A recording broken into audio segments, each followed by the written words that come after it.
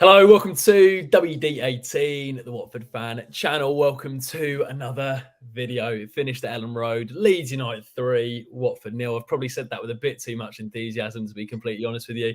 Wasn't a great day at the office for Watford by any stretch, but got to take the rough with the smooth. And we're back here today to talk all about Watford's performance and what we can take away from this defeat away at Ellen Road. As always, I'm delighted to say I'm joined by Mr. Charlie Zazzera. Charlie, who was also at Leeds away.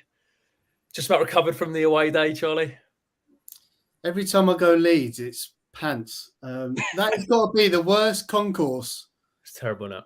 I think the worst I've been to. The fact that used to be a Premier League concourse is poor, but I give them credit. I mean, the atmosphere was kind of pretty good when you're in that away end, and if you've just got Leeds fans staring at you, celebrating every goal, it's a tough one to take, but I'm sure we'll talk about the game. But obviously, nice start with DCW, a couple of beers, seeing Jacob there and seeing some friendly faces. So we go again. Always a pleasure. Do you know what really freaked me out a little bit was the way that the Leeds fans were like below us, staring back up at us. I was like, I don't really think you get that at many other grounds. Actually, maybe bar Newcastle. And we're also delighted to welcome Mr. Adam Drury. You can follow Adam on Twitter at Adam_Drury1. Great Watford account. One of the best around, sports writer at Live Score. Adam, how are you, my man? Good, thank you, guys. How are you?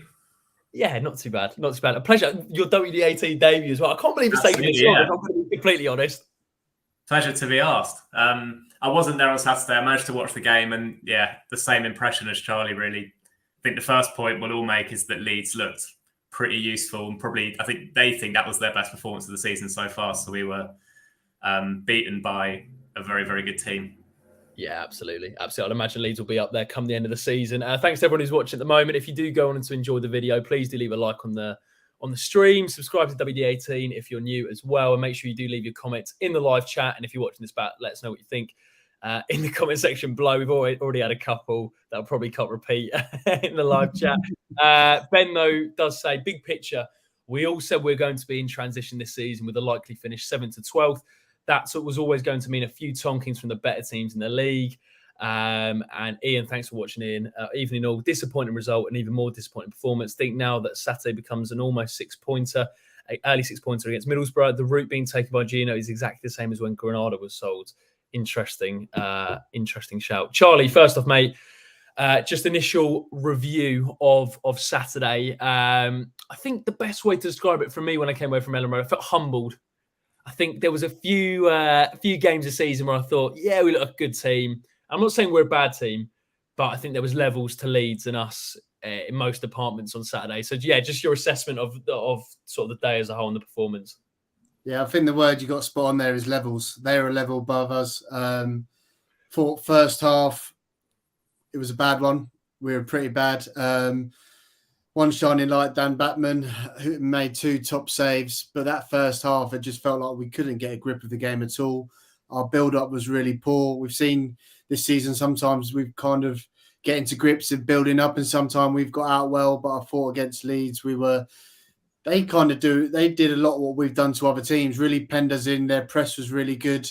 And yeah, our midfield just couldn't get a grip to the game. Kone, who I thought was really, really good against West Brom, kind of got the nod ahead of Tom Dele-Bashiru, but was just miles off the pace and couldn't get to it. So that was a really tough one to take. I think while I'm kind of going on, let's get these stats out to kind of paint a better picture of how the game went. You can see there the momentum bar. Leeds obviously in the green, pretty dominant performance. I did think, and we'll get into it at halftime, the changes that Val made were effective. But as we got into the game slowly, I think they caught us and we crumbled a bit. Couple of stats down here that were kind of concerning. Look at our XG, 0.24. We only had 1 shot on target. That was from Chatford right at the end, 95th minute. And then the big chances made, 0, not good. But the one standout, maybe the only one positive from the game, I'd give it to Dan Batman. There you can see his pretty little face there. 7 saves from Dan, 2 important ones in the first half. I think he was the only one who kind of can come out of that game who kind of impressed. We've seen Dan be maybe some really good games and maybe some games where he's made a few mistakes, but I thought he really stood up on Saturday. It was interesting his comments they made with the Watford Observer saying He thought maybe some of the players were scared. So I don't know what you guys made of that. Adam, what have you made of Dan Batman so far this season? New role for him, some good games, some mistakes. Yeah, I think he deserves a lot of credit for sticking to the task. He's being asked to do something which obviously he isn't comfortable doing and probably wouldn't have expected to be doing, from last season. But it would have been easy for him with this new role to kind of fudge it and not do it with full conviction and do it half-heartedly. And actually, even though mistakes have been close to being made, and obviously one really bad one was made at Coventry, he's fully committed to what he's being asked to do, which I think is really important, particularly in the new role as captain. Whatever you think of that, we needed that on-field leader to be really committing to the way we're trying to play. He seems to stand up in terms of his shot stopping, his goalkeeping. He seems to be at his best in those games when we're under the cosh, which is partly because he has loads of saves to make. But if you think back to West Brom away early last season, we had a similar game to on Saturday. I think he's someone who he likes that feeling of sort of us against the world, like just how it was on Saturday with that atmosphere, which might be why it's something he talks about, because it maybe is something he relishes, whereas he feels that other players don't. I kind of think that we were scared. We went under with the atmosphere thing is quite an easy thing to say after a game, particularly because beforehand, I don't know if you saw, something went out on the club socials, a sort of message from the captain, and it was Dan Bachman saying, we can't be intimidated by the atmosphere. We've got to stand up today. And so I wonder if it was just something that was kind of on his mind to say when we were well beaten in the end. But he's obviously not a natural, particularly with the sweeper keeper role, the playing out. But I think he deserves a lot of credit, and so does Ryan Porteous, who I think isn't a complete natural at it either, for sticking to the task, even though they make mistakes, and not trying to do it half-heartedly and fudging it. And then, on Saturday, I guess it was sort of back to the day job for him, making lots of saves, which we know he's really good at. I don't think anybody doubts that he's really good handler of the ball, good shot stopper. So not surprised he played well on Saturday.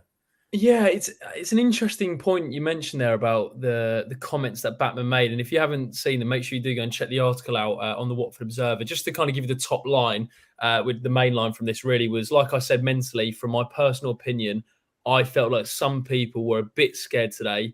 We're a good team that plays good football. We always knew it was going to be difficult today. We come into this place with the squad they have and obviously the crowd behind them. We had to switch that off and concentrate on us, and we didn't do that today. Charlie, interesting for your club captain to come out afterwards and say those comments. I'm not really sure how I feel about it personally, because on the one hand, probably don't disagree with what he's saying, but I'm not sure how helpful it probably is doing that after the game. Do you reckon, as Adam says, it's a case of he came out quite bullishly before the game going, we're coming here to play sort of thing, and we didn't, and he's trying to protect himself a little bit? What do you reckon? I just think what he said is probably quite correct. That first half, the atmosphere was quite good at Ellen Road. You know what you're going to get. I thought they were really energetic, didn't give us a second to dwell on the ball. And I just think we lacked a bit of courage in everything that we did, and there was a lack of bravery. So whether it's right or wrong that he came out and said it, I just think it was right, especially that first half. Who's to blame for that, Charlie? Just to add in there, if we're talking about getting it wrong, is that a sort of player point of view? Is that the manager not setting up properly the right way? I think that's an individual thing. I think we've got a very young team. And even our more experienced players, I didn't think really stood up and put their foot on the ball and was brave on it, like a loser or a Wesley Hoot maybe that you expect a bit much for. And obviously all the young players couldn't kind of handle it. But yeah, I think what I was most impressed with, apart from Dan Batman, was how we reacted at halftime. Bar made 3 changes. We saw Tom Delhi come on, we saw Kayembe come on, and we saw Bayo come on, and we moved to a 5-3-2. And I thought at the start of the second half, it gave us a chance to get into the game. And I thought just as we were kind of getting our foot on the ball, playing a few passes, I think that we got caught on the break. I think if you watch it back, Loser does get fouled. No one really appealed for it though. And then obviously our fullbacks were quite high up. Porteous got dragged out. Dan James was against Wes Hoot, like in the left back position, and Joe Peru was back stick. So that was my one big standout, that Val managed to kind of identify that and make those changes. But on the other side, should he have been a bit more pragmatic and maybe got away from what we've been doing? What do you guys think? Go on, Adam. I don't know, because you want to... We've talked this season about the process and trying to play a certain way.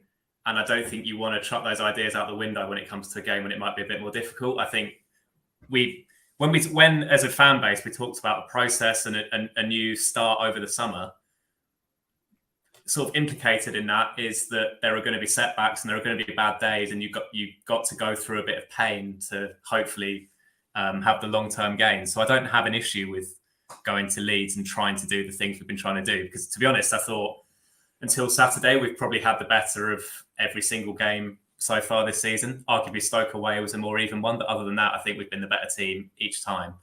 And so I don't have an issue with trying to do similar things, but ultimately the game started to take the shape of, you know, how it was back in the Premier League when we would go to the big teams away and just couldn't get a kick. And it felt like that quite early on, like they were swarming all over us, and it was a dominant performance from them. And so, yeah, I mean, we've seen him go to the back three a few times with Bio and Rajovic as a front two. I wondered whether moving forward that might be something he tries more often as a kind of, same principles, but a little bit more defensively minded system, maybe with Martins up front with one of the bigger strikers. Seems a bit of a shame that Martins is the player who's sacrificed when we go into that shape, because he's probably been our best attacking player so far this season, and it seems like Ismail just won't use him in that system. So I wonder whether maybe that's something we look to do as a kind of in between the 4-3-3 default system and this 3-5-2. But I don't have an issue with not being pragmatic and not setting up differently for the game, because I think this is about us trying to, reinforce those principles that we're trying to play with this season overall. And I think we'd all sacrifice a promotion bid this season to have that long-term gain of playing that way for a long period of time after this season. Yeah, agree with you. Couple of comments in the live chat. Thanks everyone who's watching. Lou Orns, I think this result was always coming with the way we set up. Leeds have the quality in the league to take advantage of our deficiencies. Ian on Batman says something said in the dressing room should stay in the dressing room. Surin could see my man. Overreaction by many. Rome wasn't built overnight.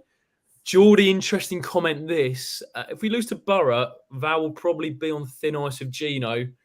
We need some results soon. And I know you shake your head, Charlie, but, and this is, I'm no means saying that I would get rid of Ishmael by any stretch, but 2 wins in 2, 4, 6, 8, it would be 9 games if we were to lose against Boro.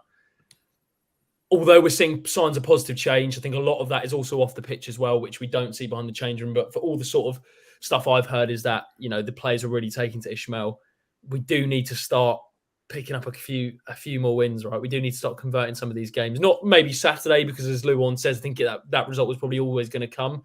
And I don't think many of us, even though I predicted us to win, many of us expected us to win at Ellen Road. But it's not getting to that point, but just to buy himself a little bit of pressure, maybe easing off. Probably do need that win, another win soon. It's funny how football changes, isn't it? Like that Birmingham game, we're all buzzing after Ryan Andrews scores. We scored 2 goals. West Brom, I thought we were great first half, and it was a pretty entertaining game. And I thought we were fairly happy after that West Brom game. And then we played Leeds, who I think Leeds spent 32 million this summer. We spent 2 million this summer, and the kind of crisis rear its head, and there's talk about Val's future, which I think's ridiculous. I don't know what we mean about results, but I think let's just look at the context. I think Adam's pretty bang on when he talked about, if you look at all of our games so far this season, we've been the better team and we've been pretty dominant in all of them. We've just been unlucky a few times and haven't been clinical enough. So, yeah, we need results. We don't want to be dragged in, but I think there's enough evidence to show in all the previous games that we've got enough about us to win enough games and show a positive season this year. Yeah, agreed. I think it would be, I mean, yeah, Middlesbrough are really struggling at the moment, aren't they? 22nd in the league. It's at home. You'd expected us to probably be the favourites for that one, us sitting 16th. We've actually got the fixtures coming up aren't too bad. I'd say Leeds are the first sort of real team we've played, and Middlesbrough, obviously, we're expected to be up there pre-season, but they've not been so far. Sunderland away is a tricky one, and then we go Cardiff, I think Sheffield Wednesday, Swansea, Millwall. Yeah. God, that's phenomenal. That's phenomenal memory. I was going to say, Adam, just those next three before the international break. How many points do you think we should be targeting out of Middlesbrough at home, Sunderland away, Cardiff away? I think it's always difficult with away games because you want to say a draw's decent each time, but then one win and one defeat is actually a better return, isn't it? So, I mean, you want to win your home games. So, I guess if we came away with 4 or 5 points from those three, that wouldn't be a bad return, considering the three after the break are, I think, not far off the current. I think Middlesbrough in the current bottom three, but 3 teams are right down there. So the fixture list over the next few weeks isn't too bad. But yeah, if we came away with a home win on Saturday and then a win from one of the 2 away games, say, I think that'll be a great return. Yeah, absolutely. Laura, just going back to the Leeds game. Leeds had done their homework too. Martins was marked out of the game. I have to say that first half, we were camped in our own half, to be completely honest with you. We were struggling to get out. It was weird. It's weird because sometimes when you look at a game like that in that first half, you kind of want your forward players to do a little bit more. I guess if you're having limited service. The guy next to me was very much saying Rajovic should have been doing more, Charlie.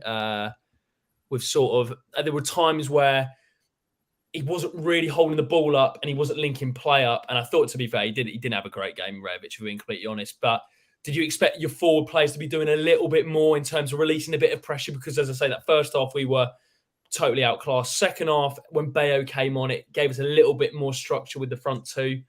And to be fair, Bayo had a good chance at 2-0 to get us back into the game, which he missed, which people have kind of forgotten about. But yeah, sorry, just going on to that previous point, Charlie, about the sort of front three, because it felt like it was just the ball just kept coming back, didn't it? It was pretty relentless. Yeah, I definitely wouldn't blame the front three there. Just looking at each of their touches, Rajovic had 21, Martins had 24, and Tom Ince had 15. Obviously, Martins and Tom Ince went off at half time, but I just felt our build-up, we really, really struggled. We couldn't get out. Our midfielders couldn't get on the ball. I found it quite harsh to blame kind of Rajovic. We were praising him so much kind of against Coventry and Birmingham, saying, we're happy. We don't want him to do much as long as he can score. But the games where he doesn't score, we don't want to go too far against it. So I don't think he's going to be a player that's necessarily got great held-up play or link-up play. But we need to do a better job in giving him service so that he's got good goal scoring opportunities. And I think apart from even Birmingham, you wouldn't even chance as a good chance. But I just think, like I said, completely dominated in that first half. Adam was right. It felt like watching Watford in the Premier League, which is pretty painful. Got that PTSD again. But like I said, we did react. And I think you made a great point. When Asprilla came on, he always comes on and always has a bit of quality. And he put it on the plate for Bayo, who I think 12, 13 yards out, he's got to be getting it on target at the very least. And that makes it a very different game. If that goes in 2-1, their crowd get a bit more anxious. And hopefully we can try and build on that anxiety. But we were never really in it. We just need to take our medicine and we need to respond against Boro where we'll be at home. Yeah, absolutely. Lee in the comment section, totally outclassed men versus boys. What was surprising, I'm throwing this one over to you, Adam, was Conan Loser needing far too much time on the ball. Are the training with the right integrity, centre-back one slowing down snail's pace? But one player I wanted to pick out was Gary mentioned him. Phil Loser may need dropping and bringing Tom Delly because Loser was not pulling his weight. Interesting one on Loser because I mean, arguably, when you look at sort of midfielders in the league, you'd say he's probably technically one of the best, probably a Premier League player playing in the Championship when he's on it. But I have to say, I do understand what Gary's saying in the sense that it felt he was a bit of a passenger on Saturday. Difficult game to get into the game. We do have to add the context of that. But Tom Delly Bashiri did bring a bit of intensity, I think, to our off the ball work. I thought he at least was putting himself about a bit more. What do you make of that midfield dynamic at the moment with the rotation between Conan, Delly Bashiri, Loser maybe being a little bit off the ball? I think Loser might be a player who we noticed more if they weren't playing how much they bring, because I think quite a lot of the link play and the interplay in the midfield does run through him. I do agree that maybe it's gone under the radar how little he's contributing in the attacking third, because he started so well against QPR.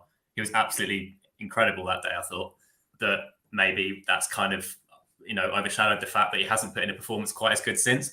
I do think we've got a bit of an issue. You were talking about the front three being isolated, because Sierralta is the player who's picking up the ball from the centre-backs and trying to play out on the half-turn, and he's clearly not a natural at it. Whether it's coincidence or a tactical thing, I'm not sure, but we're now seeing in the last 2 or 3 games, Loser and Kone kind of rotating and being the man who come and pick up the ball off the defenders more often. And you sometimes see Sierralta now almost pushing on into a kind of advanced midfield position when we're building up from the back. And then that means that we're not getting our most dangerous midfielders. The midfielders we want to be playing closer to the forwards aren't getting on the ball in those areas, which will probably lead to the front three being isolated more often. And Rajovic, to be fair, there is clearly a bit of sort of growing pains to go through, because his touch and his build-up play looks pretty limited so far. He's come to life in the box and he's scored 3 goals, I think, probably with the only 3 shots he's had for us at all, I think. Or he hasn't had many more. So he looks good when he gets the right service, but we're not going to get the service to him unless we get the right players in those forward positions. And I think we might have, and this is something I think Luans was talking about or tweeting about earlier, because Sierralta doesn't progress the ball forward as well as Loser and Kone do. They're almost coming in and doing that job, and it's all going out of kilter in front of them. We've kind of got more layers of the pitch to get through to get to the forward players. So maybe that's the reason that Loser's attacking returns have dropped off a little bit. I think we all thought in the summer that holding midfield position was the one position which felt like it hadn't been addressed as well as we'd like. Jake Livermore coming in, he didn't even make the bench on Saturday. I don't think he's been on the pitch since he started at Stoke, when he looked a little bit off the pace. I'm sure he brings a lot to the dressing room and he's doing the right things, but clearly he's not someone who's going to be trusted to play very much in that position. So we've got a bit of an issue there in terms of who the guy is who's picking the ball up off the centre-backs, because we haven't really got a natural player to do it. This is a really interesting discussion, actually, because for me, would play Loser in that role. And I think I said this on the last show, Charlie, when we were in the Premier League, obviously he'd kind of been shoehorned from that more advanced central midfielder role into that defensive midfielder role. And I think we played United at home, correct me if I'm wrong, and he pretty much ran the game. He was absolutely fantastic. His tackles, his interceptions were the most on the pitch. His passing, the choice of pass, really top quality. And it feels like Ishmael's putting a little bit further forward because he wants him to influence the game further up the pitch. But as Adam says, it's getting the ball to him. And Luan says in the comment section, can't drop Loser. Midfield fall to pieces in terms of creativity. He's made 19 passes into the final third. The rest of our midfield combined has made 16. And I know you're a fan of the Chile and Pirlo, and we don't want to go, too big, because as we said, it is only one result. But it's certainly something I've noticed in the sense that the way we progress the ball through the thirds, we are struggling from that defensive third through the middle third. I think that's fair to say. How do we improve that? What do you change? Do you keep sticking with what we're doing at the moment, or do you look to maybe shift a few players around? Yeah, really, really tough one. I think we spoke about this midweek, and I thought Sierralta did play a really good game against West Brom. But yeah, he couldn't get his touch at all against Leeds, and I think he got moved to a right centre back as part of a free. Right. But the only thing I'd say about if you move Loser to that position in a normal 4-3-3, then I'd maybe think absolutely fine. But with the way we've been playing with Sierralta dropping into the defence to help out, would you lose that aerial threat defensively, physicality? And does it kind of put off kilter what we're doing? It's all right when we're going to have loads of possession. I think it would work, but I think against teams who are good on the counter-attack as well, I'd worry about that screen in front of our defence. Would Loser be able to do it as well as Sierralta? So, yeah, I think Adam mentioned it. I remember mentioning a couple of holding midfielders in the summer, but it's definitely an area where we're struggling, because as much as Sierralta has been good, he's not a natural 6 at all, and we need someone who can help us build up better. But yeah, it's going to be interesting how Val kind of deals with that now until January. I think Loser, like you just mentioned, Charlie, Loser playing that holding role when you've got the centre-back split either side is a potential recipe for disaster in terms of his defensive awareness. Because I think Sierralta brings that side of the game. I've quite liked him off the ball. I like having that dominant aerial player just in front of the back four. It allows the other two to sort of sweep up behind. He uses his body well, but yeah, and it's kind of like Sierralta and Loser are doing half of the job really well between them, but we don't have that natural to play the position. When you look at Adam, when you look at sort of our best midfield three, what do you think it actually is? Because he's tinkered Val with Kone, Deli Bashiru, Sierralta, Livermore. There's been a few different midfield combinations. What would you say is the best three? If you said you had to put a three out on a Saturday, come Middlesbrough, what would it be in your view? I think at the moment I would still play Sierralta as the holding player. I think what he does off the ball is probably better than anybody else in that position at the moment. It's not like he's been shocking in possession. He's just a little bit slower than you'd like, and he doesn't quite see the game how you'd like.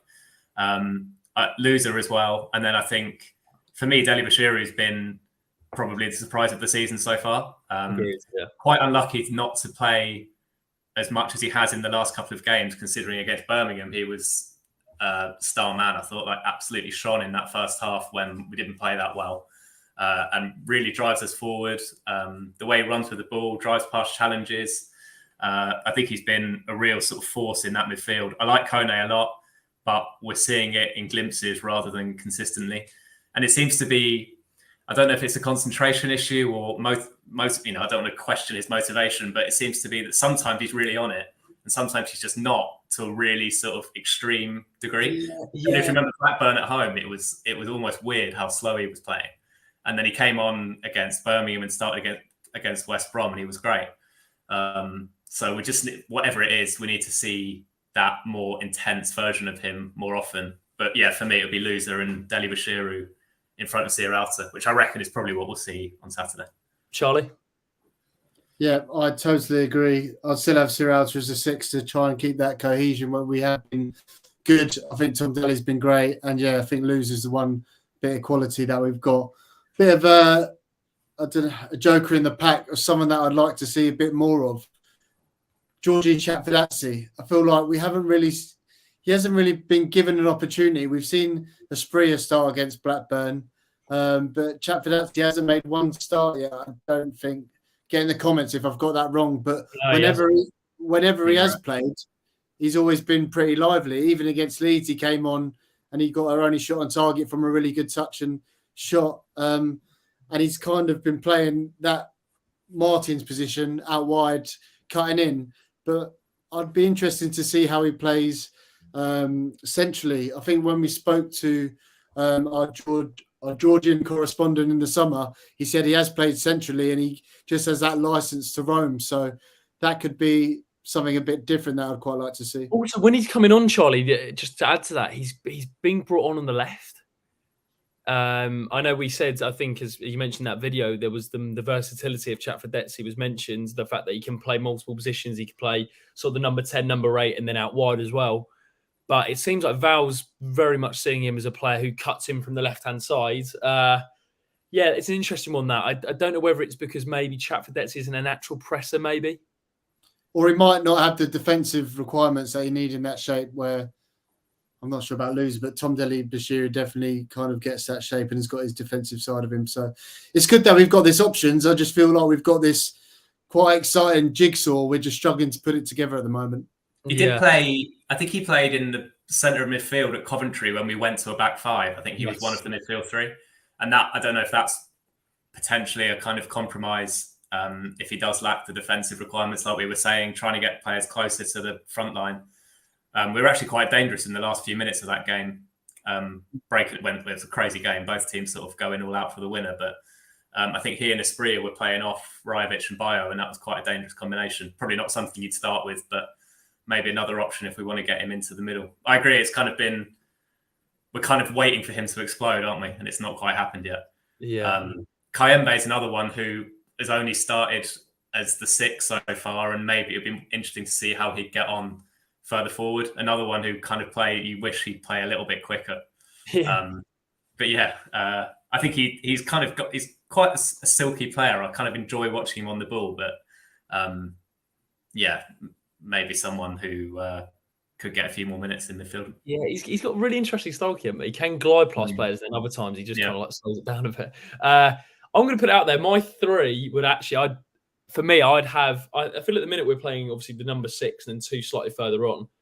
I wouldn't be adverse, and don't kill me here, to playing 2 slightly deeper and 1 further on, so we can either fit Chapfordetzi or a Spria in. And so potentially playing maybe a loser, whether that's next to Sierra or next to Deli Bashiru, and then having a bit more of a creative player linking the front 3, because I feel like we're getting it. It's a bit of a laboured process, I think, from us getting it from the back 4 through the midfield, and then we get it to the midfield, and it's like, okay, what do we do with it now?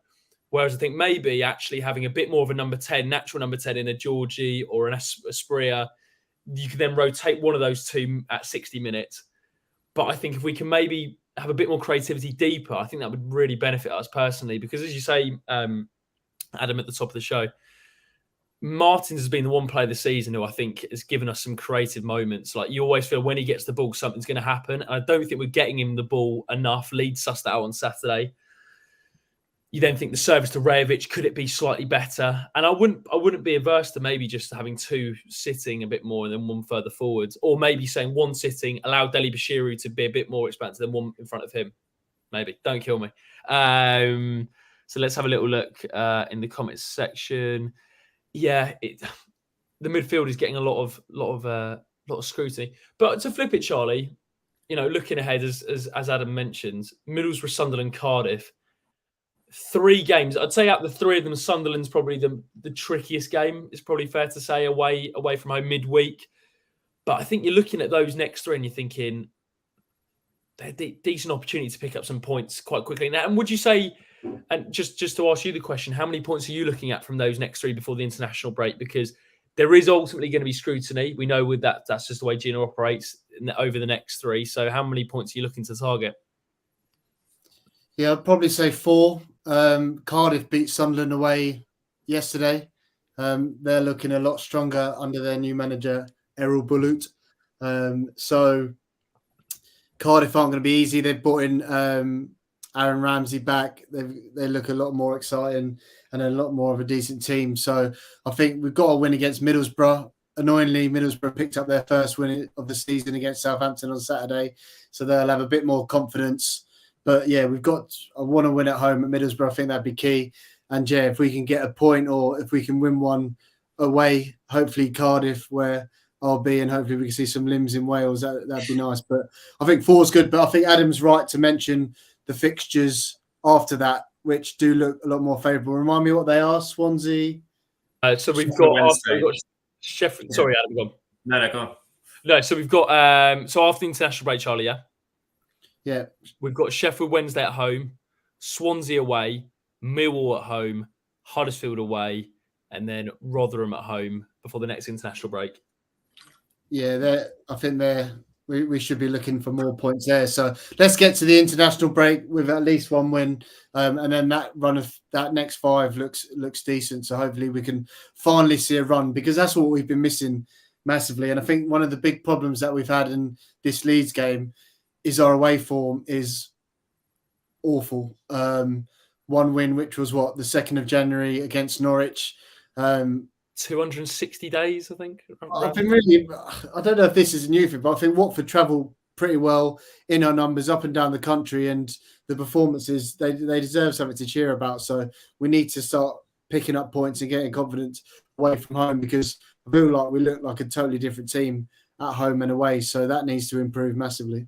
Yeah, absolutely. Absolutely. Right, we'll move on to some player ratings. I feel like we've done enough of a Leeds debrief. And also, I will just say, Leeds were absolutely top class in pretty much all departments. I was really impressed with Jorginho, who pretty much ran the show in the middle, to be completely honest with you. And Pirro as well was a class act. So we'll move on to some player ratings from a Watford perspective, and let us know in the live chat as we're going through them what you think of our ratings, whether you agree, disagree, and just, let us know in the live chat, and if you're watching this back. So we'll keep it quick fire today. In goal, Adam. I think it's probably the easiest one out of everyone. Daniel Batman out of 10. Yeah, on a day when we concede 3 goals. What are we looking at? Probably a 7 or an 8? Yeah, I think no. yeah, we'll give. Yeah, I think that's about right. Yeah, agreed. Charlie, so the 2 fullbacks changed for this one, Ryan Andrews and Jamal Lewis coming in. I think it was an interesting decision from Val. And to be fair, I thought that was the right move pre-match because I felt we could be a bit more expansive down the flanks, obviously replacing more of the defensive Jeremy Ngakia and James Morris. Starting with Ryan on the right-hand side, Charlie. Yeah, I don't think it would have made any difference if we started with any other fullbacks. But yeah, I think tough game for both of them. I'll probably give them a pair of 2 5s, unless any of you guys think of anything that I missed, but struggled really. I thought Leeds' press were really good, couldn't get any time on the ball. And when we did get time on the ball, weren't great. Lewis lost it a couple of times going forward, but it was a tough one to go into. So just a 5 for me, probably. Yeah, I was kind of hoping for a bit more from Lewis going into it, which isn't really to blame him for the way the game went, but he didn't get into it at all, did he? He didn't. And I guess we do have to say it was I think it's his first 90 minutes first 90 minutes in a long time, I think. Because he's come off the bench for a couple of times, but he's since he was at Newcastle. He looks good, I think. I think he looks good. Yeah, he does. He looks polished and like he just looks like a sort of, a good, competent, knows his way around the level fullback, I think. So hopefully we'll see. So I like that dynamic, Lewis and Andrews on both sides. I think that'll be a good one for us. And also, just to say, the pace that Leeds have out wide is frightening, to be honest. James and Somerville are absolutely electric. So it was always going to be a tough day, and they pinned us back. I'll take Porto. I actually thought he struggled, to be honest, on Saturday. A few times kind of jumping out of the centre-back. I think Porto, one of his biggest criticism I have on him is he's a bit impatient. The fact that he kind of just wants a bit of contact with the striker, or he wants to make a tackle. He's almost desperate to make a tackle, and he kind of gets drawn in and sucked out a little bit. I'd probably give him a 4. To be honest, I thought he struggled. To be completely honest, so yeah, Porto, I give a 4. Adam Wesley, who got absolutely done by Dan James. Yeah. I think in the build-up to that goal, Porteous did go jumping into a tackle and got skipped past in the knee, which opened up the space, I think. I mean, it's not going to be much more, is it? Maybe a 5? Do you know what? I'm actually Porto a 3 because he also got beat at the corner. It's going down by the minute. Sorry, I've just remembered. Before Porto. It was his man, though, wasn't it? It was his man. So I'll probably give Porto a 3. Who should we give a 4? Adam? Yeah, let's go for them. 4. Moving on to midfield, Chile and Pirlo, Mr. Francisco Sierra to Charlie, who started at CDM and ended up at centre back. 4.5 is the 0.5 for the man bum. No, it's just because he's a Chilean. It's just because he's the Chilean Pirlo. 4. Any reason why? Just not great.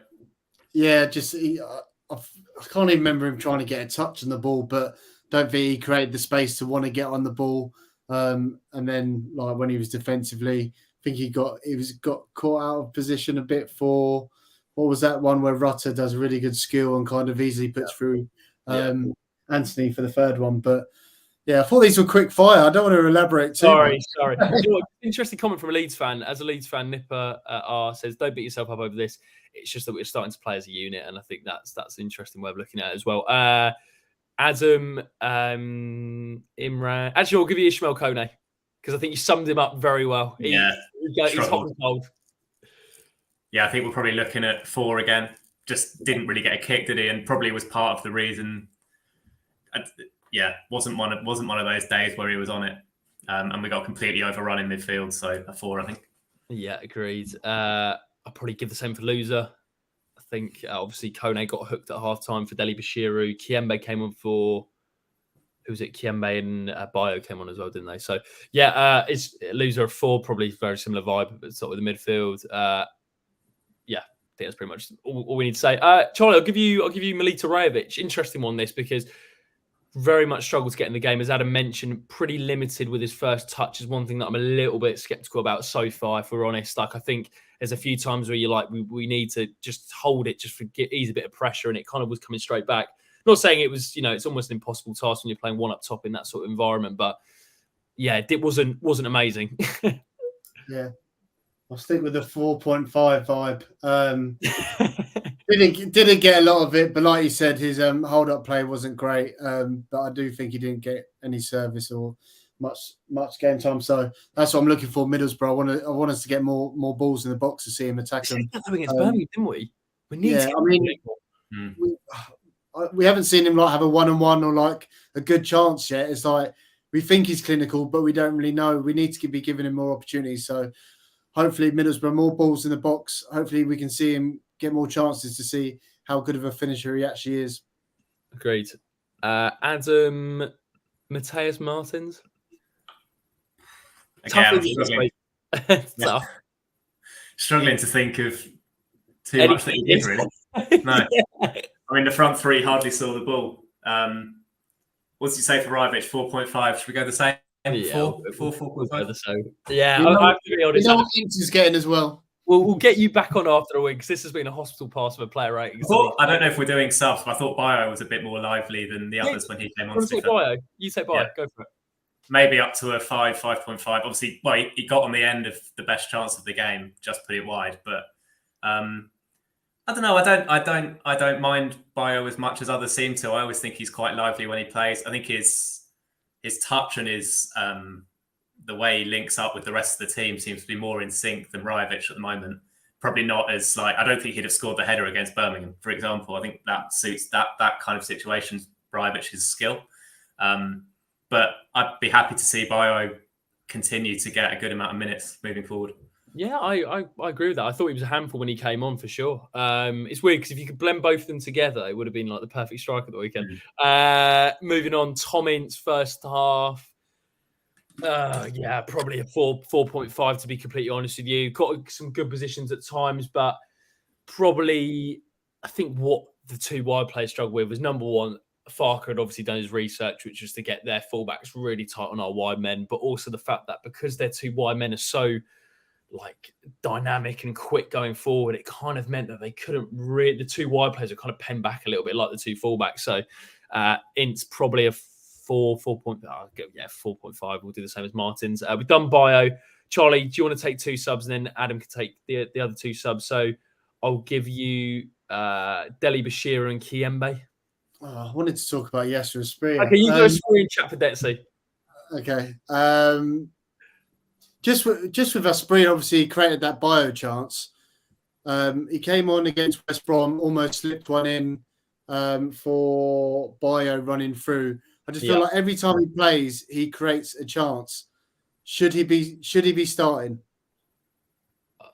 Go on, Adam. It does feel like the one who, if we can unlock him, it unlocks quite a few of these problems, doesn't it? He's the one who, every time he gets the ball, wriggles away from a man, looks up, and he quite often attempts those through balls, which don't always come off. But he sees things that none of the other attacking players do. I think that sort of battle with Tom Ince for the right wing. Probably like to see Asprilla start more and more as time goes on, and certainly if we can get that, he's the player that Newcastle are looking at and Brighton are looking at, and he's performing in big international tournaments and so on. There's no reason he can't be the next Joao Pedro kind of level Sale. It's just a case of unlocking him, maybe bulking up a little bit. I think he's our most sort of raw creative player, talented creative player. Just got to unlock it somehow. Agreed. I don't know if that's from the right or if that's as a 10 in front of two sitting midfielders. I quite like him from the right, actually. Yeah. Do you know what? That combination of Andrews is really nice, I think. Yeah. They've got a nice link. The fact that Asprilla kind of cuts in, Andrews can go on the outside. I really like that. But I do like the shout, Adam, as you say, of him in a number 10, because I feel like creative-wise, I think he could be so effective in that sort of pocket between the defence and the midfield for the Oppo. So you did Asprilla chat for Detsy, Charlie? Yeah, I didn't give any ratings. Asprilla, I'll give a 6 because he made that chance. At Venezia, I'll give a 5 because he had our only shot on target. God, yeah, decent save from Meslier. And Laura, actually, shout out to Laura. She, it's her 50th anniversary going to the Vic on Saturday. Incredible. Make sure you get yourself down to the Mad Score if you want to say, and make sure you do say hello to Laura. The other thing she said was on the way back, Meslier was just sitting in front of her on the train back, which is quite funny. Fun story, actually. When I got back in from Leeds, Kiembe was driving off King's Cross in his Watford tracksuit, which was interesting because I thought it was definitely him. It was 100% him. He was in the full track, saw the Kelme, like the Kelme logo is so obvious. But I was like, if you just got the train back and you've parked at King's Cross, or bizarre, I was like, trying to work out his journey, unless he's got lost. So yeah, and then the other two players, Adam, were Deli Bashiru, who I thought changed the game is an absolute stretch, but certainly changed the way we look to play. And then Kiembe. Yeah, I think these two are probably higher scores than Loser and Kone. Yeah, maybe 5.5. We were, as Charlie said, we were actually beginning to grow and get into the game just when we conceded off a counter-attack. And I think if we got through those few minutes, actually the game was beginning to change. So yeah, we'll give them a little bit more credit. Yeah, absolutely. I think that's fair. And then finally, we'll do Bushnell, Charlie. He was probably what I don't know if I was impressed with how he's set up, but I thought his changes made an impact. It's quite rare, I think, that you see a coach's decisions made a real impact on the game, and I thought they did. I just think it was unfortunate, and the players weren't strong enough and kind of conceded the goal. So I'd probably give Val a 6, maybe a 6.5. I thought his changes were good because it's quite ballsy. You're in the game at 0-0, and he still wasn't happy to make 3 changes at half time. It's pretty rare, and I think he did make a difference. It was just a shame we got caught on the break and kind of crumbled a bit after that. So 6.5 for Val from me. To play devil's advocate, Adam, did he set us up wrong pre-match? I don't think so. I think, as I said earlier, I think we'll accept a bit of pain to try and get these principles going in the team. I think it's fair enough to try and get the same level of performance from the team as has been in the previous games. So, yeah, I mean, in hindsight, at half time when we're being absolutely battered, then he probably wishes he'd done a few things differently. But I think he did actually, as Charlie said, he was quite proactive in changing it. And that was a change that was kind of working. We were still on the back foot, but we were, there weren't as many sort of massive gaps that they were running through like in the first half. So no, I didn't have a major problem with it. Sure. I think that pretty much wraps up the player ratings. Any final thoughts, Charlie, just on Watford at the moment, life in general? Well, I just do want to. We did do our predictions midweek, and I know I've been losing massively in the prediction league so far. But I predicted Leeds to win 3-0, which gives me 3 points and 5 me right back in contention. So I'm going to hide from that, and let's do while Sam's away. Let's do our predictions for Boro. I think Adam should take Sam's prediction slot if it was. Well, I'm not sure I'll be happy with that. Adam, the floor is yours. What prediction for Saturday? I will go for another 2-2. Ooh. Yeah. I think our home games at the moment tend to be pretty entertaining. Yeah. Creating chances. I think Middlesbrough give up chances, but they obviously got their first win at the weekend and be feeling pretty good coming into this. So yeah, I'll go 2-2. Like that. Charlie? Watford 2, Middlesbrough 1. Nice. Return to winning ways. I think Adam said it. I think we are going to take a bit of pain, and I do think that might have rocked us a bit, that Leeds, but I do think we're a different team at home. Hopefully we can get Martins firing and get a couple of goals. So confident we're going to get back to winning ways against Middlesbrough, but we will concede one. 2-1 at Watford. I'm going to follow Ian's lead, which is 3-1 Watford. I agree. I think we'll concede, but I fancy us to win on Saturday. I don't know who's going to score, but there is always goals. I tell you what, you're getting your value for money as a season ticket of the season at Watford, to be fair. There's been loads of goals. Adam, what a pleasure. Thank you so much for coming on, mate. Really, really do appreciate it. What a debut, by the way. It's absolutely phenomenal. And we'll have to get you on for a game where we've played a little bit better as well. Yeah, something a bit more fun to talk about. No, I think it's all right. It's the first really bad day we've had this season, so let's not chuck the baby out with the bathwater. So we're doing all right. Hopefully crack on Saturday. Top man. Charlie, what a man. Pleasure. You what was that face? All I was going to say is get yourself down to the Mad Squirrel. Like I said, Laura's celebrating her 50th, 50 years ago into the Vic. So a round of applause for Laura. There's some effort. She's going to be there with loads of Watford fans. So get yourself down to Mad Squirrel. And we're going to be back there filming our first post-match pint video. That is coming soon.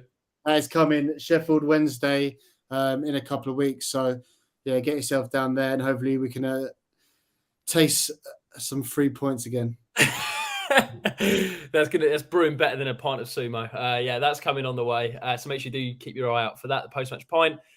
We'll be back on Sunday for your Middlesbrough review. So make sure you do keep your eye out for that. Make sure to follow Adam on socials, link in the description, myself, Charlie, and obviously WD18 at WD18 fans everywhere on all the social platforms. Thank you to everyone who watched. Really do appreciate it. Make sure to leave a like, subscribe down below.